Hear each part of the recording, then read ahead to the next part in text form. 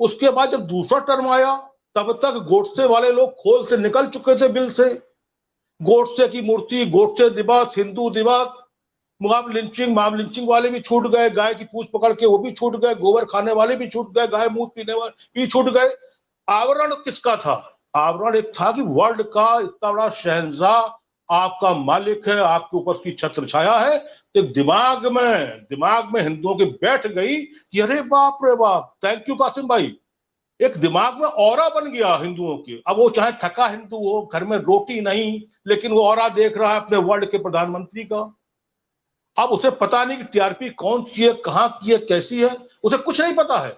उसे घर से निकल के खाली बाहर तक जाना और गांजे की फूंक मारनी है या रॉयल स्टैग के 4 पैक लगाने हैं। लेकिन उसको यह मालूम है टीवी और उससे व्हाट्सएप यूनिवर्सिटी से कि उसका प्रधानमंत्री वर्ल्ड का शहंशाह है। अब वो निकला बाहर, उसने टीम बनाई, निकला बाहर, उसका हिसाब किताब हुआ और फिर चुनाव पर चुनाव जीतते जा रहे हैं, चुनाव पर चुनाव जीतते जा रहे हैं, चुनाव पर चुनाव जीतते जा रहे हैं।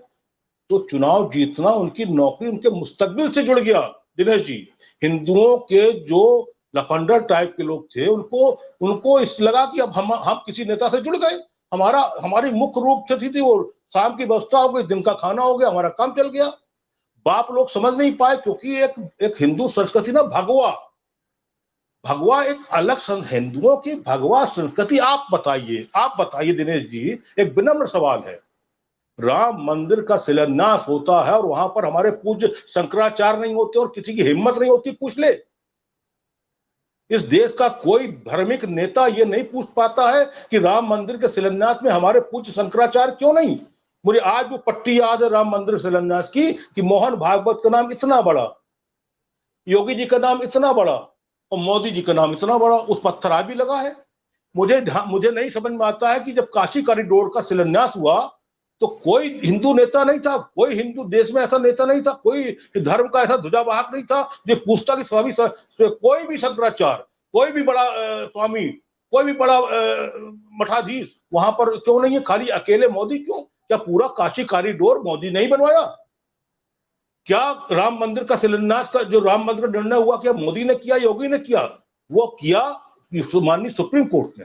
सुप्रीम कोर्ट के निर्णय को आप किसी जी जी जी जी जी तो कहीं ना कहीं दिनेश जी, जब चीजें सर से ऊपर निकल जाती हैं तो यही होता है। और हम बता रहे हैं, बिल्कुल आपने सही कहा, हमारे पैनलिस्ट ने सही कहा। और जो बात हमारे रविकांत जी ने कही थी, इनने भी तो किसी का लिखा ही तो पढ़ा था, इनने कौन सी अपनी तरफ से बात कर दी थी? किसी ने लिखा था और उन्होंने पढ़ दिया। तो नूपुर शर्मा के साथ साथ उतनी दोषी रहमानी भी है। रहमानी ने प्रवोक क्यों किया?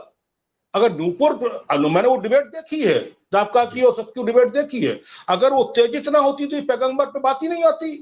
रूप अगर रहमानी उससे ज्यादा जिम्मेदार है, नूपुर से ज्यादा जिम्मेदार तो रहमानी है।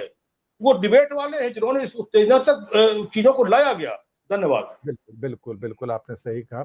मैं आता हूँ प्रोफेसर साहब के पास, बिल्कुल लास्ट में मैं जानबूझ के आया हूँ।